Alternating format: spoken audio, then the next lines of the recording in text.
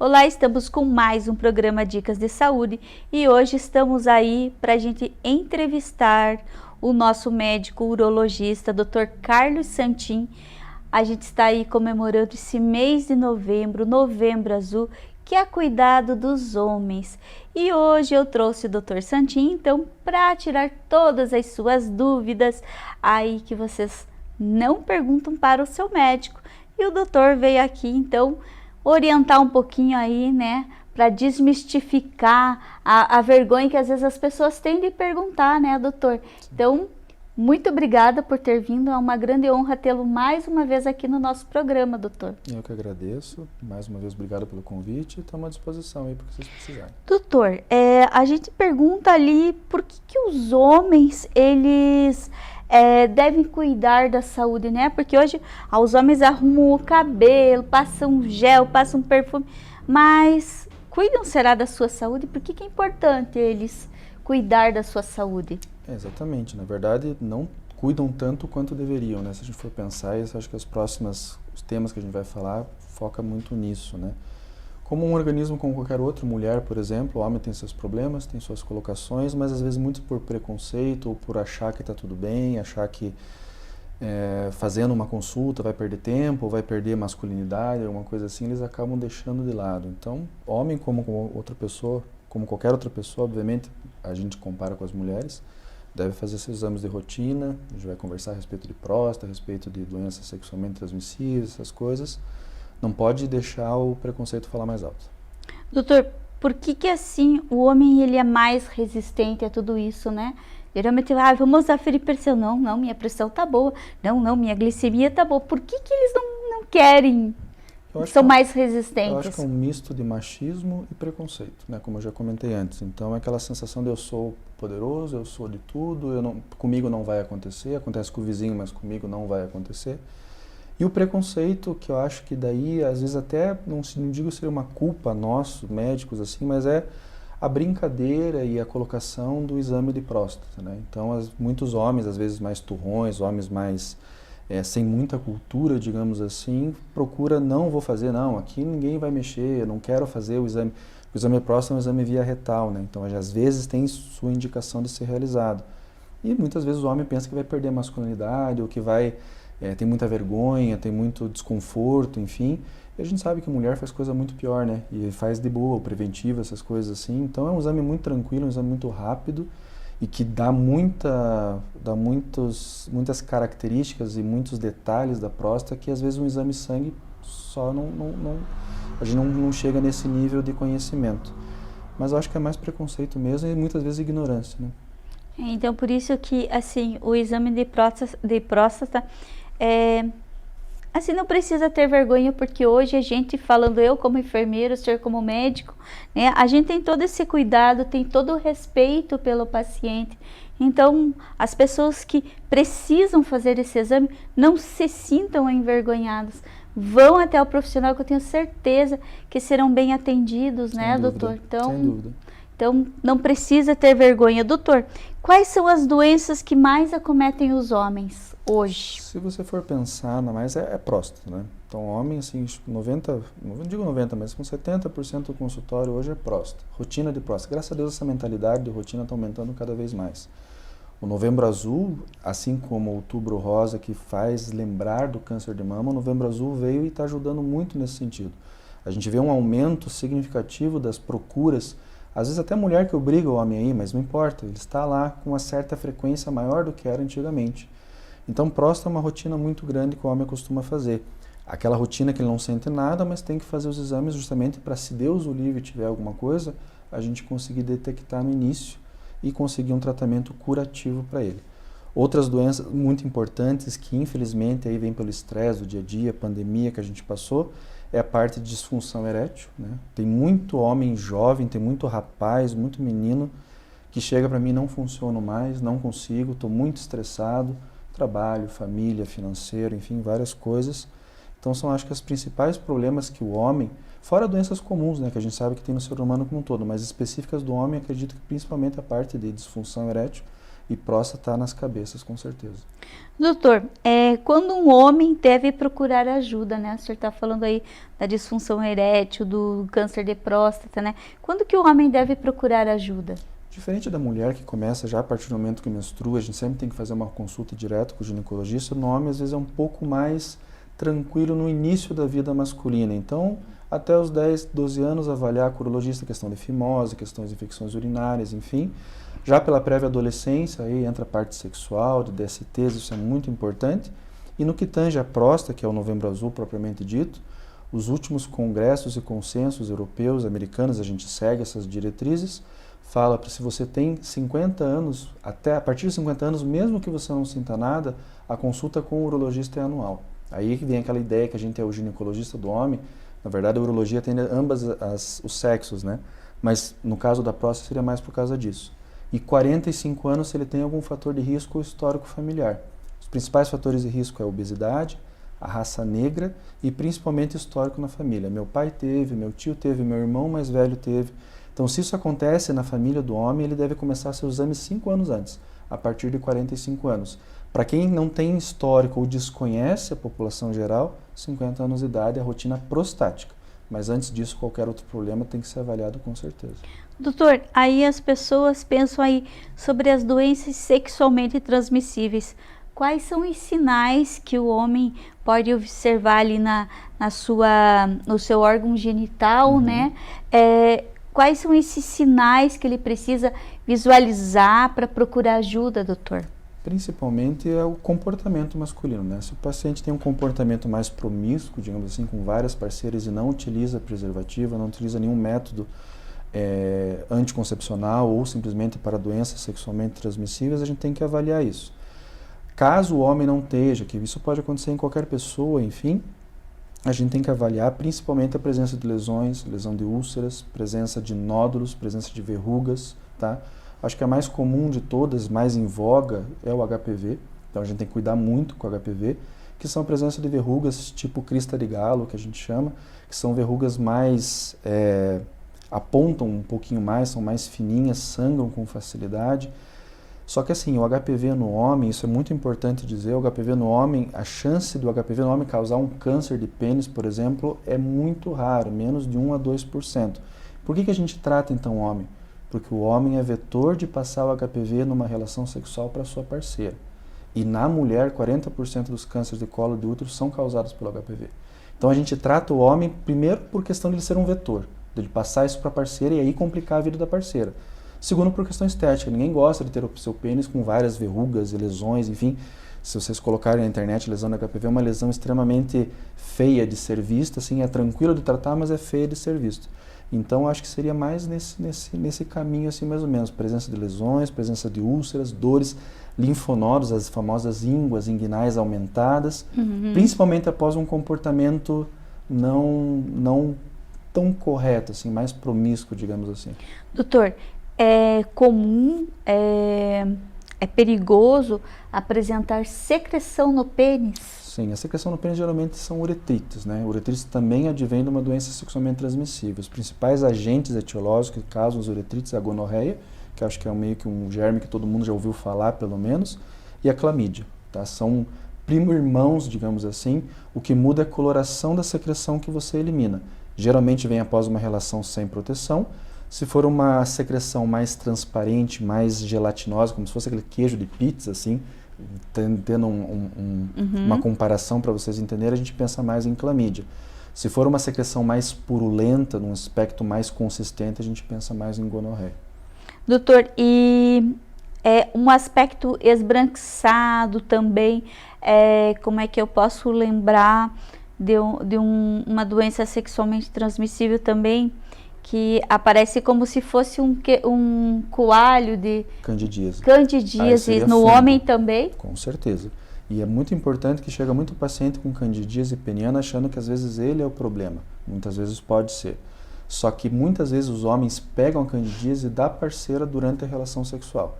Por quê? Porque a cândida faz parte da flora vaginal de qualquer mulher. Claro que se a mulher tiver um corrimento, se a mulher tiver alguma vaginose, alguma coisa assim, ele vai pegar com mais facilidade. Mas muitas vezes a mulher está completamente saudável e o homem apresenta essas candidíases. porque o pênis dele está criando uma alergia ao fungo presente da vagina dessa parceira, no caso.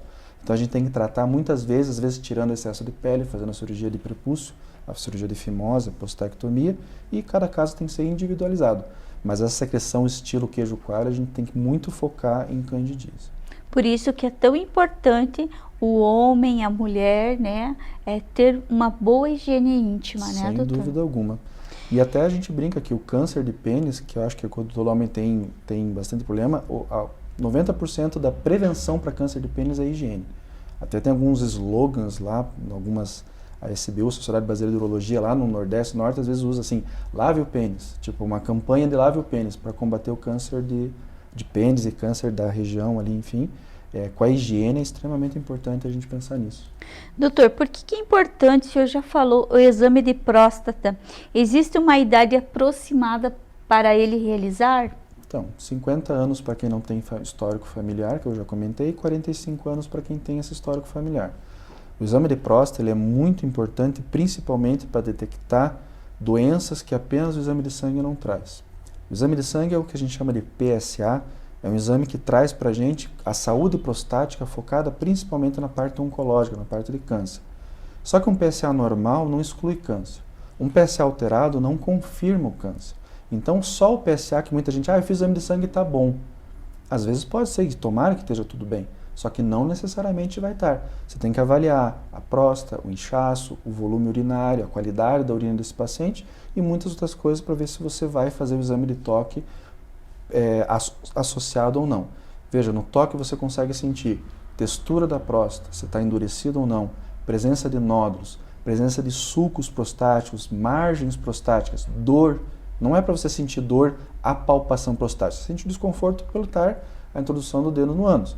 Mas isso é um desconforto, digamos assim, normal. Agora, durante a palpação, ele sente dor porque a próstata está inflamada, alguma coisa assim, a gente consegue isso com o toque. No PSA é um número. Então, a gente não tem essas informações. Por isso que é tão importante, o senhor já exemplificou, já explicou, que então por isso que o homem não precisa ter medo, né? Com certeza. O exame de próstata, ele é importantíssimo, né? Para detectar, né? Para o médico poder avaliar tudo isso. Doutor, o que vem a ser essa impotência sexual, disfunção erétil que o senhor falou? Mas vamos falar um termo simples, impotência sexual, né?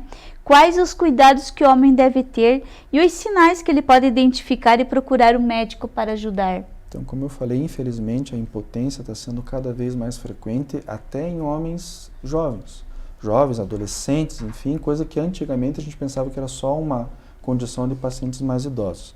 A impotência, a disfunção erétil, é a incapacidade de conseguir manter uma ereção ou iniciar uma ereção durante o ato sexual. Isso é extremamente importante de avaliar, que o principal sintoma disso hoje em dia é estresse.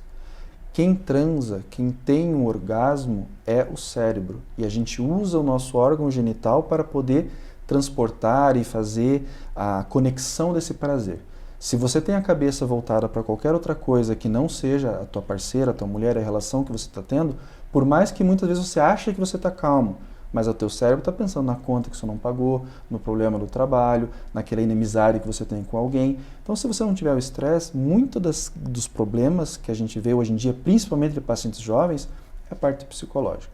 Claro que existem doenças orgânicas, existem déficits hormonais que também podem cursar com disfunção erétil. Mas a principal de todas, eu diria para você, mais de 80% é a parte psicológica. Se a cabeça não está bem, a região peniana não vai funcionar. Tanto para o homem quanto a mulher. Só que para o homem é mais vexatório, porque se não houver ereção, está na cara que você não está. E muitas vezes a mulher joga na cara do homem, o problema é comigo, alguma coisa assim. E muitas vezes não, o problema é estresse associado a haver ou não algum problema hormonal, que isso sempre tem que ser avaliado. É muito fácil para mim chegar assim, eu não estou funcionando muito bem. Isso é estresse. Vai fazer uma terapia que resolve. Eu posso até chegar nesse diagnóstico no final, mas anteriormente eu tenho que fazer uma avaliação hormonal completa, doenças orgânicas comuns que podem cursar com diminuição da ereção, por exemplo, um diabetes não controlado.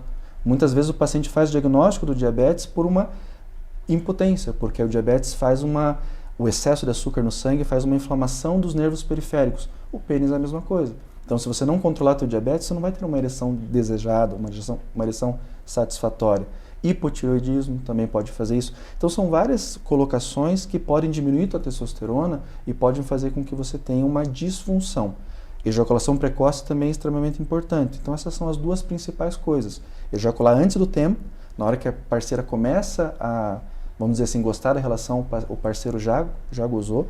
Então isso é um dos grandes problemas que aparece, associado principalmente também à impotência, que eu acho que é o medo de todo mundo, né? Doutor, então por isso que é tão importante o homem ele procurar ajuda médica, né, para fazer toda essa avaliação, os exames, e aí o médico vai informar, ó, se eu preciso tomar um hormônio, alguma coisa assim, e se eu preciso também de uma avaliação psicológica, Perfeito, né, de um acompanhamento, porque um complementa o outro, né, doutor? Exatamente, a psicologia está muito associada a essa parte de direção, muito mais do que antigamente. Então hoje em dia está muito em voga a gente fazer esse tratamento multidisciplinar, medicina, psicologia e outras especialidades que porventura precisa. Doutor, a higiene íntima ela é muito importante. Tem algum cuidado específico que o homem precisa fazer lá na hora do banho para melhorar a saúde do seu pênis? Como eu falei, a principal causa de câncer de pênis, que eu acho que é a principal doença, é a higiene. Então, lavando o pênis, você consegue ter uma boa resposta em relação a isso. Segundo, é conseguir e ter uma higiene assim logo após coital. A gente falou muito da candidíase. Às vezes o paciente tem a relação, ele tem aquela pelezinha que recobre o pênis, que é o prepúcio, e durante a relação, enquanto o pênis está ereto, o pênis está exposto. Quando o pênis entumece, ele murcha, teoricamente, essa pelezinha recobre o pênis novamente. Então aí vale muito a pena a gente pensar no paciente que já tem essas infecções, essas postites de repetição, ele se lavar e se higienizar logo após a relação. Justamente para esse fungo, para essa bactéria, se for o caso, não ficar ali fermentando na cabeça do pênis e criar as coceiras, as vermelhidões, essa secreção mais com queijo coalho que você comentou que é a candidíase, uretrites e assim por diante. Então eu diria assim, terminou de ter relação, se possível, tome banho. Um banho tranquilo, um banho normal. Sabonete neutro, sabonete glicerinado, eles ardem menos na crise de infecção e principalmente na crise de candidíase. Isso ajuda bastante. Ou seja, higiene a todo momento vai ajudar você a ter muito menos infecção, quer seja por DSTs ou candidíase simples. Doutor, eu queria que o senhor desse uma dica especial aí para os homens jovens, né, que já estamos no mês de novembro, sobre um autocuidado para eles, que é tão importante, que a gente está falando aí sobre o Novembro Azul. Não tenham preconceito, acho que isso é o mais importante de todos. Procure o seu médico, é uma consulta privada, uma consulta absolutamente tranquila. Nós, urologistas no caso, e médicos afins, médicos de família, estamos totalmente acostumados com isso. Então, eu sei que às vezes existe aquele vexame, alguma coisa assim, eu vou expor meu problema. A gente está ali para resolver. O pior de não expor é ele continuar com isso e levar isso para frente, passar isso para sua parceira, passar isso para outras pessoas, enfim. Então, orienta o mais rápido possível você conseguir ajudar, você conseguir pedir ajuda principalmente, procurar seu urologista quando você precisar, e para pacientes com mais idade, chegou nessa idade de 40, 50 anos de idade, já começar a fazer visitas ao seu urologista. Se você já tem um histórico prévio de alguma coisa, um cálculo renal, uma litíase, você já acompanha o urologista por muito tempo. Mas especificamente de próstata, a partir dos 45 anos tem que ficar ligado. Isso que eu oriento, para se Deus o livre for pegar alguma coisa, pegar uma coisa no início. A gente fala que o Novembro Azul, assim como o outubro que eu citei, é um mês de conscientização do exame, mas o exame não tem que ser feito só em novembro, deve ser feito o ano todo. A gente usa o novembro para lembrar, mas o exame ele é feito de janeiro a janeiro. Qualquer sintoma, qualquer coisas anormais que o homem sinta no seu corpo, ele deve procurar ajuda médica. Sem dúvida alguma. Né? Então, porque ele precisa ter uma qualidade de vida, né, doutor? Então, a gente não pode esquecer isso. Com certeza. Doutor, gostaria de agradecer a sua presença aqui no nosso programa. Tenho certeza que a gente tirou muitas dúvidas aí de muitos homens e está ajudando a todos. Muito obrigada. Fica em aberto mais uma visita aí no nosso programa. Eu que agradeço. Sempre que vocês precisarem, me convidarem, eu estarei disponível. E o nosso programa chega ao final com mais uma dica muito especial para vocês. O nosso programa volta semana que vem e fiquem com Deus. Até mais.